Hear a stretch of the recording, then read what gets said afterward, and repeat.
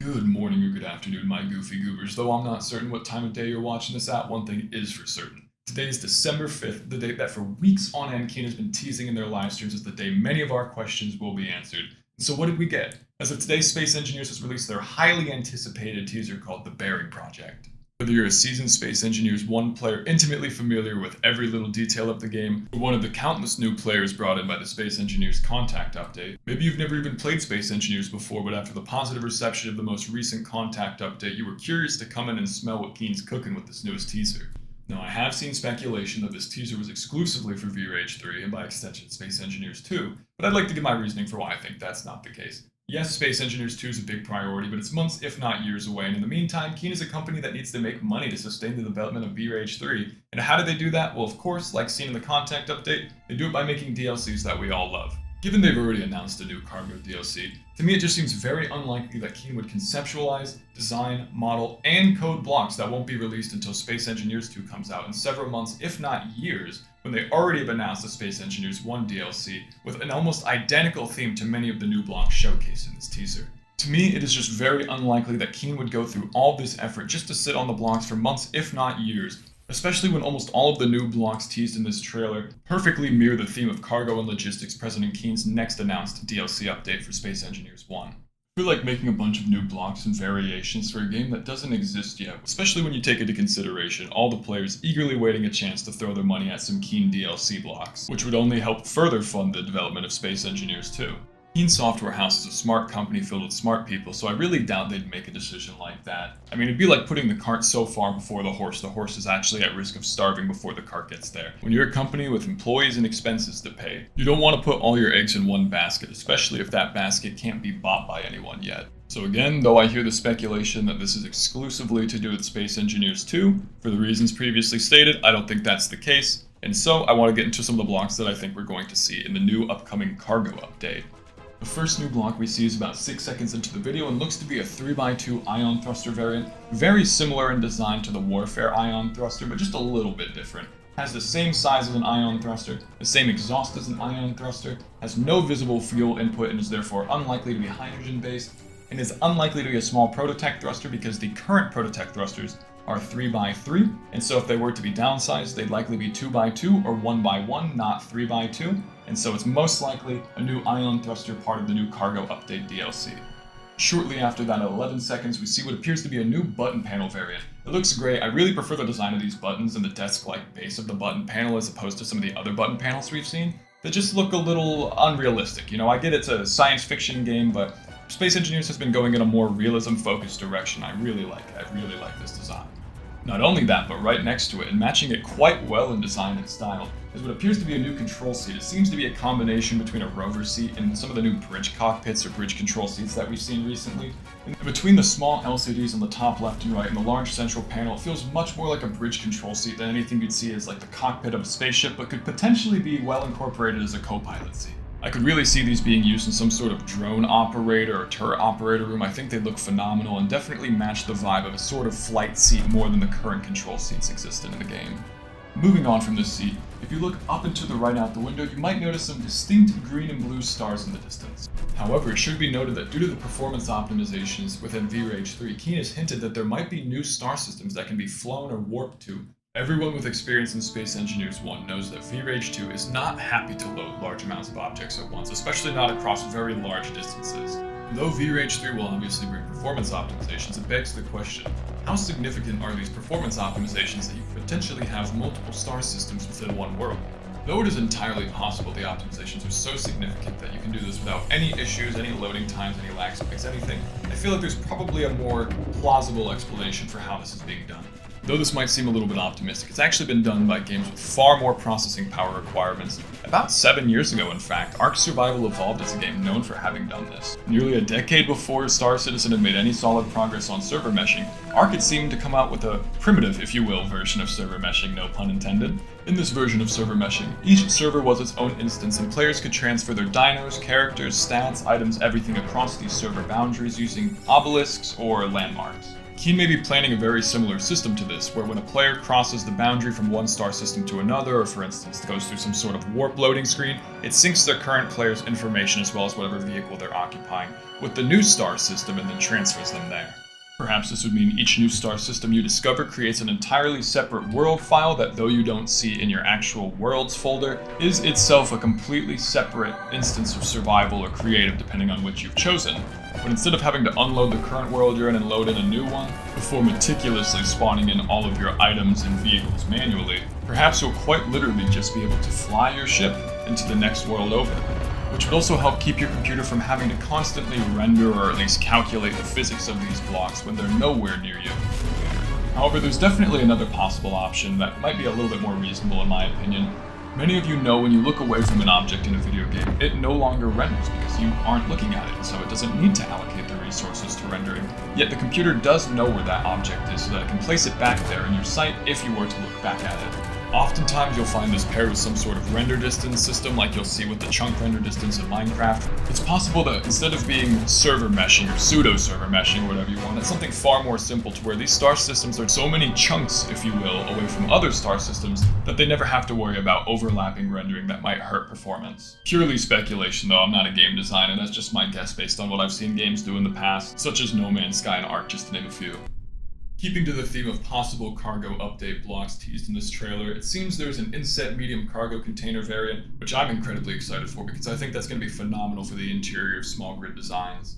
It's no secret we don't have any sort of small grid locker in Space Engineers, so people like me use the fridges and pretend they're lockers, but this might be a far better version, especially when combined with the access panel available for the medium cargo container. Next up is what appears to be a new truss or beam variant. Given these markings on the sides can't be recreated with any of the paints or textures in the game to my current knowledge, I would like to speculate this is a 1x5 truss pillar variant or some sort of pillar. Given it's very similar in look and feel to the square piston we recently got, I have a feeling that this isn't a unique block as much as it is a variant of an existing block just to fit within the current themes that Space Engineers seems to be trending towards. That might even be a large grid variant of it on the top right, however they do look a lot like truss blocks, so I'm not entirely sure. Might be again some sort of new truss pillar or truss variant, but that is just speculation off the top of my head though, so I very well could be wrong there. Up next for potential new blocks is what looks to be a new assembler variant. There's clearly a 3D printer inside behind the glass there, and it seems to have some sort of control panel or computer station similar to what we see on a lot of the other assemblers.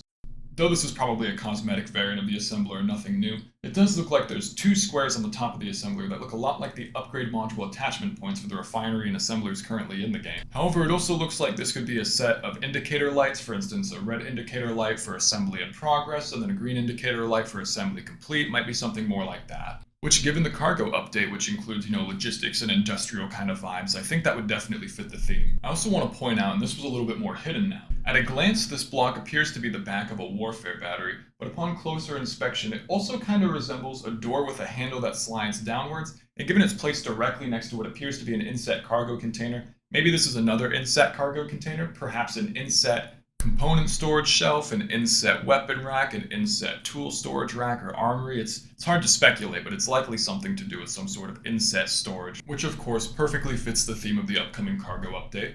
Next to it is what appears to be another inset storage container, but given the red light, it might be a conveyor storage access panel. It looks to be some sort of form of inset storage with sliding doors, but this time sliding horizontally instead of up and down like the other one might be speculated to. This might be a storage access panel for conveyors, given the red light on top that very similarly mirrors the red, yellow, or green lights present on many conveyors depending on if they're connected to a grid or not. Next up, about 16 seconds into the video, is what appears to be two honeycomb blocks underneath the ship's cargo containers with a non-neon tube metal beam in the middle.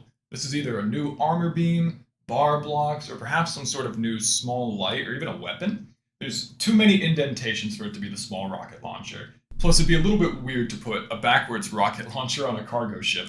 However, given the beam between the two, they might be a connected block, and in which case it might be some sort of inset thruster, or some sort of shotgun type weapon, a scatter cannon. Or perhaps it's some sort of reactive armor like those seen on tanks in real life, and the beam between the two. Or this might be small metal tube blocks, similar to how a lot of people use the small grid neon tubes and then paint them a non-light color to make it look like railing. This might actually just be a way of giving us railing in the game by giving us bars or tubes that we could shape into whatever railing or object or accent we want. Given it's likely for the cargo update, I highly doubt this is any form of weapon, and if it was a form of thruster, you think it would have been thrusting while the ship was moving forward, so I doubt it's that either. My best guess is that it's honestly some sort of light or some sort of armor block. Next up, 17 seconds in and also 24 seconds in, we see what appears to be a new large antenna variant on a building in the distance. It somewhat resembles a compact antenna on top of an action controller, and it may very well be. It might not be a new block at all. However, given people clearly want large antennas, given the dish antenna, it could be possible that given the dish antenna is, quite large and quite wide, this might be a more narrow but tall version of the same thing. You might think it's a lot of effort to add in a new antenna variant when we already have so many, but even with the contact update, Keen added the parabolic antenna, showing that it is something that in recent months has been proven to be on their radar. No pun intended. Just kidding, absolutely intended. Moving on, we have what kinda looks like an inset slope triangle. The more I look at this, the more I think it's just a corner light that just happens to be surrounded by blocks, and I'm just tricking myself due to, wishful thinking, really wanting that slope inset light. But here's to hoping.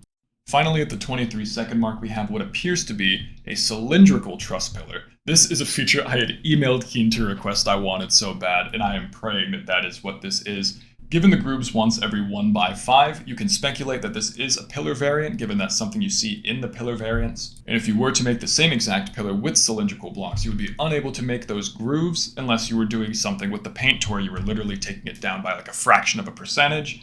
I suppose that could be the case, but that seems like a lot of effort to go through. And again, we really need those cylindrical truss blocks or cylindrical pillars, so I would love to see that. And given we've clearly seen what appears to be other pillar variants, it wouldn't be far-fetched to assume that on top of a new square pillar variant, they might be adding a cylindrical one in there too. And finally, at the beginning of the video, actually going back a little bit, we have what appears to be a square solar panel. I know there's a lot of you out there going, well, I don't use solar panels. Why would I need a smaller version of it that generates less power? And I gotta say, the shape of the solar panels in the game currently is quite frustrating, especially the fact that they're only half a block high. Often leaves gaps in builds. So if we had an inset solar panel or, some sort of flush to the build solar panel, that'd be nice, and a square is a much easier shape to work with than, for instance, so hopefully this will open up the variety in the compact solar-based builds, especially for, radar satellites. If you're anybody who builds that like me, you'd know that you really want to cram as many solar panels in there as possible, but it's quite difficult in the small grid. And so, though this might be a large grid version shown, hopefully it also goes to the small grid, and we'll be able to use that to make some better creations there too. Well, that's all I got for this trailer. I've already hyper-analyzed enough. I don't want to go too much further into detail, or this video is going to drag on far past what it's due, and I know you're probably excited to get into playing the game while you wait for this update to come out. So if you made it to the end of the video, thank you so much. Your attention really helps me out, and I appreciate it. It helps get this video to more people. Don't forget to like and subscribe if you want to keep up to date with more Space Engineers news. This isn't something I normally do. Usually I build creations and on rare occasions show them off when they haven't went far past the deadline. But given my passion for this game and the hype I have surrounding Space Engineers 2 and these upcoming DLC, I did this for fun, just to satisfy my own personal curiosity, because I really enjoy this game and I'm really excited for the direction it's going in. But if you found some value in this too, I'd be more than happy to continue doing this in the future and make this more of a consistent thing.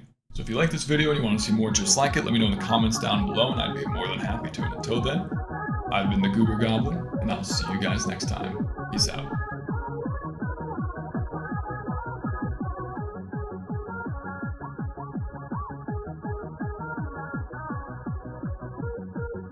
Come over here and kiss me on my hot mouth.